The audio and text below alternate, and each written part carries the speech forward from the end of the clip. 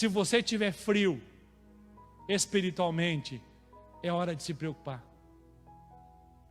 Porque não há como um cristão estar bem com Deus se não estiver debaixo do fogo. A primeira providência daquele povo foi fazer uma fogueira para que todos ficassem aquecidos. E a igreja é essa fogueira. Mas não importa, você vai receber de Deus uma carga de poder nessa noite, que você vai passar mais uma semana abençoado, porque aqui está sendo estabelecido uma fogueira. Aleluia! Louvado seja o nome do Senhor. No versículo 3, enquanto fazem aquela fogueira, diz a palavra de Deus que Paulo começa a juntar uns gravetos. Amém? Porque o crente é assim, né? Se tem fogueira, ele está juntando uns gravetos, né?